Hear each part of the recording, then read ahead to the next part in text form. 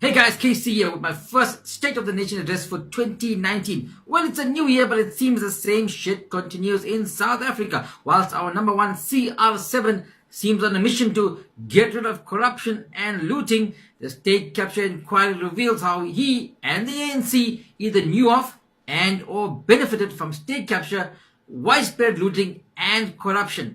At the heart of last week's state capture inquiry was Bosasa. Former COO Angelo Agrizi has turned whistleblower and has blown the lid on the inner workings of Bosasa. Agrizi revealed that Bosasa chief executive Kevin Watson used his political ties to the ANC to win lucrative contracts for his company at various government institutions. Bosasa styled itself as a facilities management group, which basically meant they could tender for any government service. Agrizi claimed that every contract acquired by Bosasa was tainted with bribes and corruption. He said Bosasa, now known as African Global Operations, spent between 4 million and 6 million per month to bribe officials in a bid to secure lucrative contracts with the government worth more than 10 billion rand. Agrizi testified that the monies were paid in cash. He implicated state-owned companies like Sasol, Airports Company of South Africa, South African Airways, the Post Office, and the Department of Correctional Services. Bosasa had a special vault of cash. This cash was often referred to as monopoly money. In this video, you can see Gavin Watson with approximately 1 million rand in cash. He claims Bosasa paid bribes to people on the outside. Presently, African Global Operations holds a $1 billion contract with the Department of Home Affairs.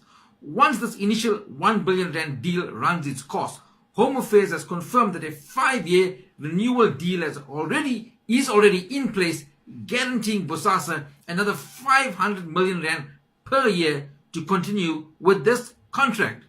The ANC has a relationship with Bosasa that runs close on 20 years. Numerous allegations of home improvements to government officials' homes include Gwedi Mantasha's home that received security upgrades but no invoice. Okay, maybe the printer wasn't working.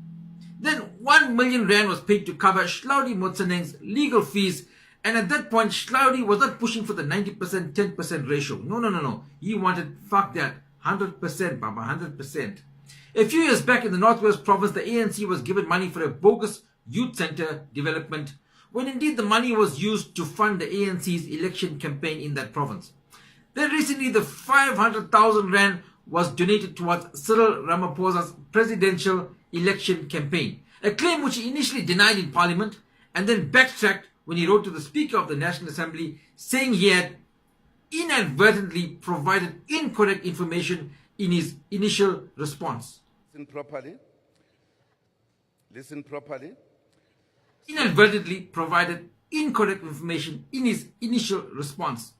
Mr. Prayers, if the tax-paying citizen had to tell SARS after an audit that we inadvertently provided incorrect income and expenditure details, how do you think SARS would react? We would be classed as lying, cheating, and trying to defraud SARS, and we would be punished for that crime. And if I had to choose my fro, I inadvertently provided incorrect information on my whereabouts last night. Dear Mr. Prez and the ANC, I am deeply disappointed and quite frankly disgusted.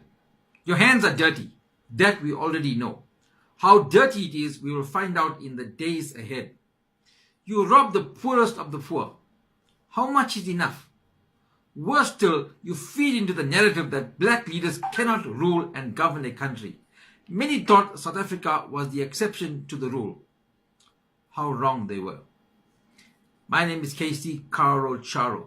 The views in this clip do not necessarily reflect those of Barney the Dinosaur or Spingo Nani. This video is proudly sponsored by Bosasa and the ANC, looting South Africa for the last 20 years.